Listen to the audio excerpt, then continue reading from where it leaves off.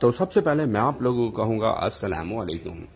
بہت زبردست قسم کی ریسیپی کے ساتھ ہم حاضر ہوئے ہیں خیبر شنواری میں، اور یہ مسٹر شیف فاقر صاحب ہیں جن کا نمبر چل رہا ہے اسکرین پر۔ یہاں پر جو ہے وہ بہت زبردست قسم کی چپلی کباب تیار کی جاتی ہے، تو ہم نے سوچا کیوں نہ آپ لوگوں سے بہت زبردست قسم کی چپلی کباب کی ریسیپی کو شیئر کرتے ہیں۔ یہ ریسٹورنٹ کی اوریجنل اوتھینٹک ریسیپی ہے۔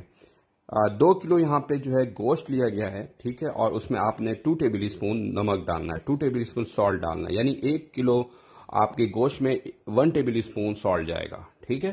2 کلو گوشت ہے یہاں پر، تو ہم نے 2 ٹیبل اسپون سالٹ دیا۔ پھر اچھی طرح سے اس کو 4 سے 5 منٹ کے لیے مکس کرنا ہے، اور تاکہ یہ اچھی طرح سے اس کے اندر نمک شامل ہو جائے۔ جب اچھی طرح سے آپ اس کو مکس کر لیں گے تو اس کے بعد آپ نے یہاں پہ ادرک لینا ہے، ٹھیک ہے، اور لہسن لے لینا ہے 12 سے 15 دانے، ٹھیک ہے، اور پھر اس کو آپ نے کیما نکال لینا ہے، اور کیما آپ نے 2 بار نکالنا ہے۔ یہ چیز ذہن میں رکھنے ہیں آپ نے کہ کیما آپ نے 2 ٹائم نکالنا ہے، اور جب ایک بار کیما نکل آئے تو پھر دوبارہ اس کیمے کو اگین کیما بنانا ہے، ٹھیک ہے۔ ایسا کرنے سے آپ کا کباب بہت ہی پرفیکٹ بنے گا، ٹھیک ہے۔ اب وہ ٹیکنیک بھی میں آپ کو بتاؤں گا کہ جس سے آپ کے کباب ٹوٹے نہ۔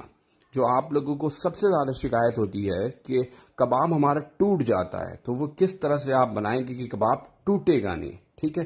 وہ کمال کی چیز اس ویڈیو کے اندر میں آپ کو بتاؤں گا، تو آخری تک ویڈیو کو لازمی دیکھنا ہے تاکہ ہم آپ کو وہ تمام میتھڈ بتائیں جس سے آپ کا چپلی کباب کبھی ٹوٹے نہ، ٹھیک ہے بھائی۔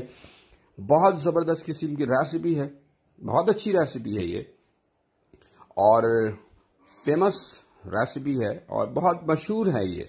اور کوشش کیجئے کہ ہمارے چینل کو سبسکرائب لازمی کیجئے گا، ہمارے ویڈیو کو لائک لازمی کیجئے گا، شیئر لازمی کیجئے گا، تاکہ ہماری حوصلہ افزائی ہو سکے، اور یوں ہی ہم آپ کے لیے بہت اچھی مزیدار قسم کی ریسیپی لے کر ریسٹورنٹ سے آتے رہیں۔ ہمارا گول ہے آپ تمام لوگوں کو شیف بنانا۔ ہوم شیف اگر آپ بن جائیں تو کیا بات ہے۔ دیکھیں، یہ فرسٹ سٹیپ ہے جہاں سے کباب کی پکڑ بڑی اچھی ہوتی ہے، یعنی سٹیپ نمبر 1 میں اچھی طرح سے اس کو مکوں کی مدد سے اور اس طرح سے سافٹ ہینڈ سے آپ نے اس کو اچھی طرح سے گوندنا ہے، ٹھیک ہے، سافٹ ہینڈ سے 4 سے 5۔ اس کے بعد یہاں پہ 100 گرام آپ نے آٹا ایڈ کرنا ہے، مکئی کا آٹا ہو تو کیا بات ہے۔ اس کے بعد ایک پارٹ مس ہو چکا ہے، وہ ہے ریڈ چلی فلیک، جو کہ آپ نے 3 ٹیبل اسپون ایڈ کرنا ہے۔ اس کے اوپر کٹا ہوا دھنیا 4 ٹیبل اسپون ایڈ کرنا ہے، اور 1 ٹیبل اسپون اجوائن کٹا ہوا ایڈ کرنا ہے، صحیح ہے۔ پھر اس کے بعد اس میں آپ نے زیرہ ایڈ کرنا ہے 2 ٹیبل اسپون، اور زیرہ ایڈ کرنے کے بعد اچھا یہاں پہ میں آپ کو بتا دوں کہ جو موسٹ امپورٹنٹ پارٹ ہے، اگر آپ انار دانہ استعمال کرنا چاہیں تو کر سکتے ہیں، یہ آپشنل ہے، کیونکہ بعض لوگوں کو انار کا دانہ پسند نہیں ہوتا ہے۔ اگر آپ ایڈ کرنا چاہیں تو آپ انار دانہ کچھ عدد ایڈ کر سکتے ہیں، ٹھیک ہے۔ یعنی مسالوں میں جو ایڈ ہوا ہے، کٹی ہوئی لال مرچ، دھنیا پاؤڈر ایڈ ہوا ہے، اجوائن کا پاؤڈر ایڈ ہوا ہے، اور زیرہ کا پاؤڈر، ٹھیک ہے۔ اور بہتر یہ ہے کہ تمام چیزیں اگر کٹی ہوئی فارم میں ہو تو زیادہ اچھا ٹیسٹ آئے گا، ٹھیک ہے۔ پاؤڈر سے بہتر ہے اگر آپ کرش کر لیں ان تمام چیزوں کو تو وہ زیادہ بہتر ہے، ٹھیک ہے۔ تو یہ 4 مسالے جو کہ چپلی کباب کی جان ہے وہ آپ نے ایڈ کرنا ہے، اور پھر ایڈ کرنے کے بعد اس کو اچھی طرح سے آپ نے ایک بار پھر مکس کرنا ہے، ٹھیک ہے۔ اور پکڑ اسی طرح آتی ہے، 4 سے 5 منٹ کے لیے مزید مکس کرنا ہے۔ جتنے اچھی طریقے سے مکس کریں گے اس کی پکڑ اتنی ہی اچھی آئے گی، ٹھیک ہے بھائی۔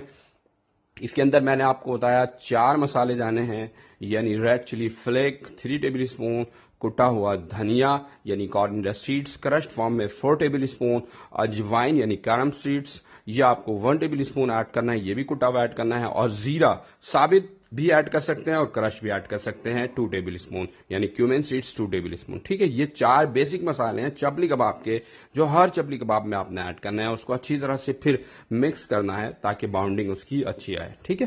اب نیکسٹ اسٹیپ کی بات کی جائے تو آپ نے پیاز لینا ہے، ٹھیک ہے، فائن چاپ۔ اگر آپ چھری سے کاٹ سکتے ہیں تو فائن چاپ پیاز لے لیں، اور یہ تقریباً 750 گرام لے لیں، ٹھیک ہے، 750 گرام فائن چاپ لے لیں۔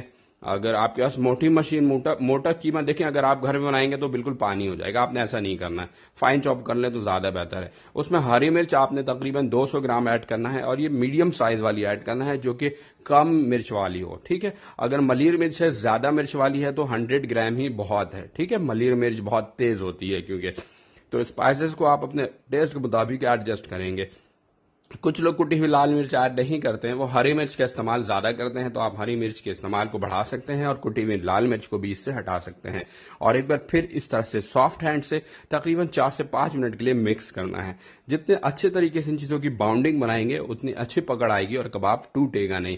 پھر اس کے بعد آپ نے 2 ٹماٹر لینا ہے، اس کو آپ نے بلینڈ کر لینا ہے، اور باقی ٹماٹر کو آپ نے فائن چاپ کرنا ہے اور پھر ایڈ کرنا ہے، اور پھر ایک بار اچھی طرح سے 3 سے 4 منٹ کے لیے مکس کرنا ہے تاکہ ان تمام چیز کی باؤنڈنگ بہت اچھی آ جائے۔ اور جتنے اچھی اس کی باؤنڈنگ آتی ہے کباب اتنا ٹوٹتا نہیں ہے۔ کچھ لوگ کہتے ہیں کہ فیٹ کی وجہ سے، اور کچھ لوگ نہیں، ایسا کچھ نہیں ہے۔ دیکھیں کتنی محنت کی جا رہی ہے، ٹوٹل 15 سے 20 منٹ تو آپ کو اس کی گندائی میں نظر آ رہی ہے کہ بار بار اس کو اچھی طرح سے، تو ہر چیزوں کے ساتھ اس کی پکڑ مضبوط ہوتی جاتی ہے، اور پھر فرائی کرتے وقت یہ ٹوٹتا نہیں ہے۔ تو یہ ہے کمال کی بات، ٹھیک ہے۔ اب ہم آپ کو بتائیں گے بھی کہ جب یہ ہمارا ریڈی ہو جائے تو ہم اسے ڈائریکٹ بھی استعمال کر سکتے ہیں، اور چاہیں تو آدھے گھنٹے فریزر میں رکھ کے بھی استعمال کر سکتے ہیں۔ اگر آپ ڈائریکٹ بھی استعمال کریں تو کوئی حرج نہیں ہے، یعنی ڈائریکٹ فرائی کر سکتے ہیں مکسنگ کے بعد، ٹھیک ہے۔ تھوڑی سی محنت لگتی ہے مگر ذائقہ بھی بہت اچھا آتا ہے۔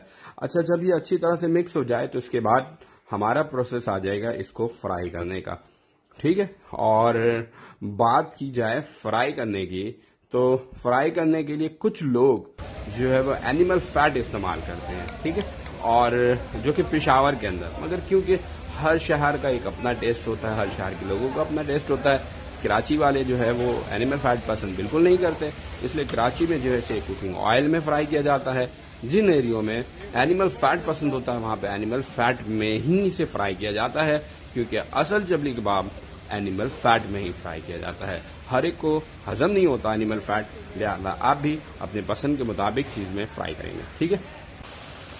تو بھائی بہت ہی زبردست قسم کی، بہت مزیدار قسم کی یہ ریسیپی ہے، اسے آپ بقرعید میں بھی آپ اسے تیار کر سکتے ہیں، بقرعید کے علاوہ بھی آپ نارمل ڈیز میں بھی مہمانوں کے لیے تیار کر کے رکھ سکتے ہیں۔ بہت آسان، بہت زبردست، بہت ہی کمرشل قسم کی ریسیپی ہے، اور امید ہے کہ یہ جو ریسیپی ہے یہ آج کی آپ لوگوں کو بھی بہت پسند آئی ہوگی، اور ہمیں لازمی آپ نے سجیشن دینا ہے، اپنے فیڈ بیک دینا ہے، اور جس ریسٹورنٹ کی آپ کو ریسیپیز چاہیے ہوں ہمیں ضرور بتانا ہے تاکہ ہم آپ کے لیے لے کر آتے رہیں بہت ہی زبردست قسم کی ریسیپی، وہ بھی مختلف ریسٹورنٹ سے، ٹھیک ہے بھائی۔